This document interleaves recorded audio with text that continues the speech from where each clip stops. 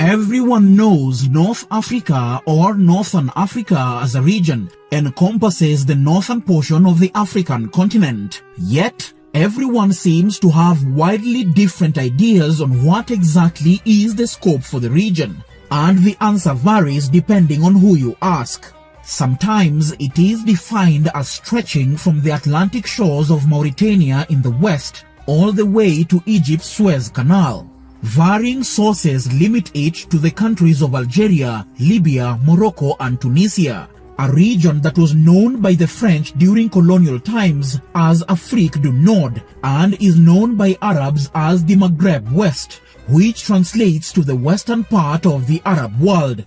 The United Nations definition includes Morocco, Algeria, Tunisia, Libya, Egypt, Sudan, and the Western Sahara, the territory disputed between Morocco and the Sahrawi Republic. The African Union definition, on the other hand, includes Western Sahara and Mauritania, but curiously excludes Sudan.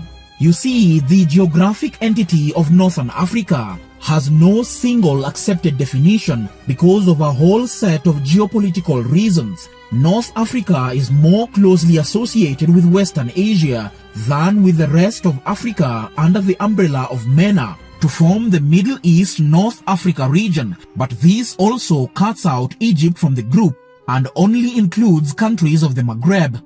So, the mass confusion of where to place these 5 countries, whether they should be Western Asia or Southern Europe, has become so convoluted that it has led to them essentially being denied the identity of being African, despite being definitively and unquestionably on the African continent.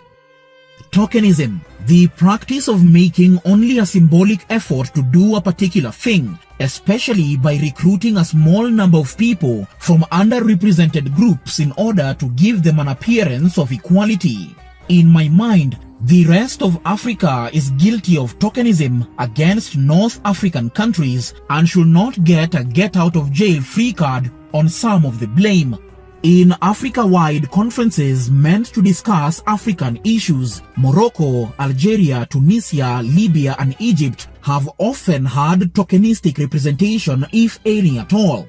When Egyptian Mohamed Salah won the 2017 African Footballer of the Year award, the internet went into a frenzy, all because some Africans did not think Mo Salah was African enough to win the title. In 2015, Nigerian Chigozie Obioma was listed as the sole African writer on the shortlist for that year's Booker Prize for Literature for the best novel written in English, overlooking the presence of Moroccan-born Leila Lalami, who was also nominated. These are certainly not the first time, and probably won't be the last, that North Africa's Africanness is questioned. So why are Africans from north of the Sahara sometimes not considered definitively African? This gaping divide between Africans, based on where on the continent their countries are located, has been the subject of heated debate among African scholars. Many blame colonialism for their divide and rule principles, while others say the division existed much earlier. No doubt Islamic influence in the area is very significant, and North Africa is a major part of the Muslim world. However, whether North Africans identify as African isn't as simple as Arabic speakers being equal to Arab people. The process of Arabization and Islamization that has defined the cultural landscape of North Africa is not exclusive to the North. The religion argument is therefore not enough to hold any merit. You see, even though North Africa has a strong Islamic population, a whopping 90% of the region ascribes to the Islam faith. Islam is also the dominant religion in parts of West Africa, the Sahel and even East Africa, with notably large communities in Nigeria, Kenya, Tanzania, Somalia and Ethiopia. Perhaps then it simply boils down to color. Could it be that to be African is to be black? And if so, what shade will do? Are the South Sudanese, who are famous for their skin pigmentation that is dark, rich and beautiful, more African than their neighbors to the north who are of lighter skin? Surely, a categorization and dichotomy based on race is too simplistic and ignores Africa's vast diversity in nations, cultures, ethnicities, and languages. Indeed, no other continent even comes close to Africa's diversity. It is simply a fact that North Africans are African, and it's an identity they will have to insist upon. North Africans' collective feeling of considering themselves African only when their national football teams play in the African Cup of Nations is writing on the wall that signals a massive problem that urgently requires a quick fix. Are schools in North Africa not teaching African history? In many instances, no doubt that the country's Arab-Muslim identity is overly emphasized. You see, being an Arab is not an alternative to being African or even being black. Why not be both and embrace the duality of both worlds? Let's take Mauritania as an example.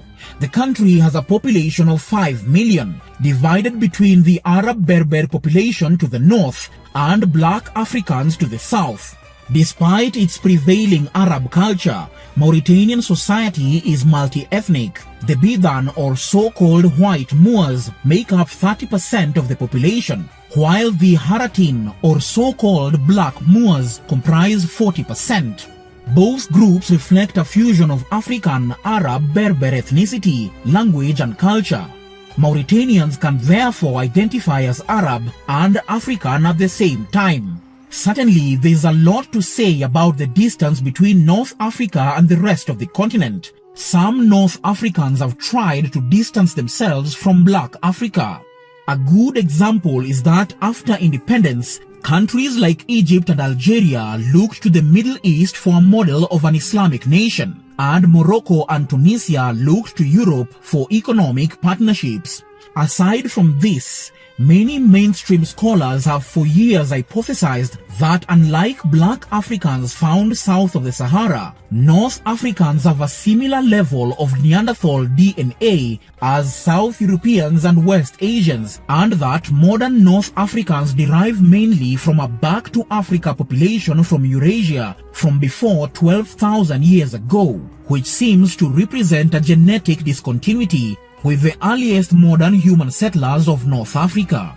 However, recent human fossil discoveries in Morocco, overshadowing those in Ethiopia, Kenya and Tanzania in terms of age and scientifically dated back to 300,000 years ago, provided evidence that the human species evolved in multiple locations across the African continent. Only much later, roughly 70,000 years ago, did a small group of Africans make their way to other continents. Perhaps the colonial history shared between North Africa and the rest of Africa could be a stark reminder that they all belong to the same continent. The bond between Algeria and South Africa was strengthened in the 1950s and 60s around their respective colonial clampdowns. Algeria is my country. Nelson Mandela was trained by the armed forces of the Algerian National Liberation Front. In his book Long Walk to Freedom, Mandela revealed his struggle against apartheid was greatly inspired by the struggle of the Algerian soldiers who were fighting against French imperialism. Returning to Algiers in 1990, Mandela declared, "The Algerian army made me a man."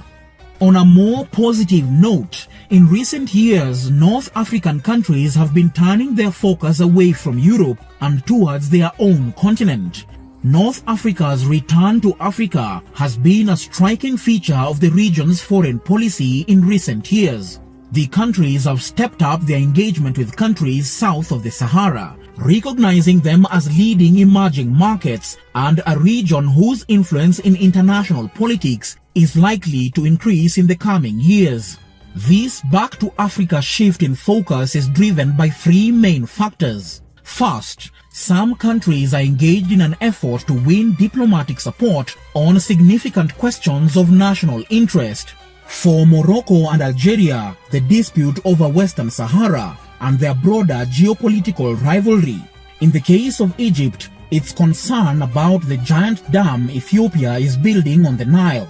Beyond this diplomatic effort is also a response for the need to collaborate to the rising security threats from radical Islamic militants. Finally, the shift is also driven by economic concerns. North African countries are searching for new markets and seeking to position themselves for economic advancements thanks to sustained economic growth rates in the rest of Africa compared to slow growth rates of traditional European trading partners. The favoring of the South is also a reaction to the failure of regional integration within North Africa, where trade between countries remains low. Economic and political cooperation in the proposed Arab-Maghreb Union is, for lack of a better word, dead on arrival due to the Algerian-Moroccan deep-seated rivalry because of the standoff over Western Sahara. All the same, in conclusion, I strongly believe that a supposed difference between an Arab North Africa and the rest of Africa is non-existent and should be spoken against by all African creators, which includes independent writers, artists, social media influencers, videographers, podcasters, and so on. African diversity should never be used as an excuse to exploit African people. Let me know your thoughts on this in the comment section. As always guys, I hope you got value out of this video. Please give it a like, share it around and subscribe.